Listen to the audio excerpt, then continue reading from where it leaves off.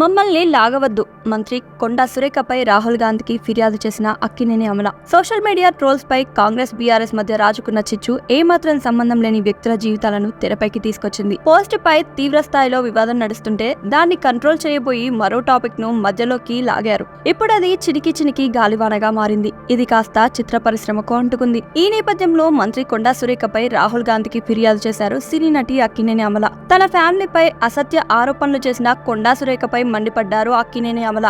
రాజకీయ వివాదంలోకి మమ్మల్ని లాగవద్దు, నా భర్త గురించి నిరాధార ఆరోపణలు చేయడం సిగ్గుచేటు అంటూ ఘాటు వ్యాఖ్యలు చేశారు అమల. రాజకీయ నాయకులే నేరస్తులా ప్రవర్తిస్తే ఈ దేశం ఏమైపోతుంది? మంత్రి కొండా సురేఖ తన వ్యాఖ్యలు వెనక్కి తీసుకుని క్షమాపణలు చెప్పేలా రాహుల్ గాంధీ చొరవ తీసుకోవాలని అక్కినేని అమల డిమాండ్ చేశారు. BRS social media టీంపై Konda Surekha ఆరోపణలు చేశారు. క్షమాపణలు చెప్పలేదని కేటీఆర్ పై ఆగ్రహం వ్యక్తం చేశారు. మంత్రి కొండా సురేఖ కన్నీటి పర్యంతమయ్యారు. ఓ సభలో బీజేపీ ఎంపీ రఘునందన్ తనకు మెడలో దండ వేస్తే సోషల్ మీడియాలో అడ్డగోలుగా ట్రోల్ చేశారని ఆవేదన వ్యక్తం చేశారు. ఆ ట్రోల్ చేసింది బీఆర్ఎస్ సోషల్ మీడియా టీమేనని ఆరోపించారు. వెంటనే కేటీఆర్, హరీష్ క్షమాపణ చెప్పాలని డిమాండ్ చేశారు. ట్రోల్ తో మొదలైన వివాదంపై మాజీ మంత్రి హరీష్ రావు ట్వీట్ చేశారు.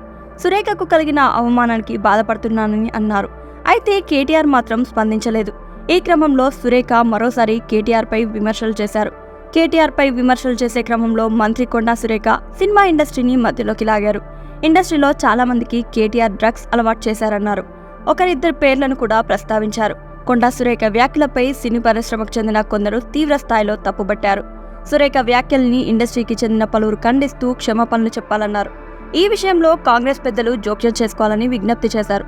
ఈ క్రమంలోనే అక్కినేని అమల సోషల్ మీడియా వేదికగా కొండా సురేఖపై రాహుల్ గాంధీకి ఫిర్యాదు చేశారు.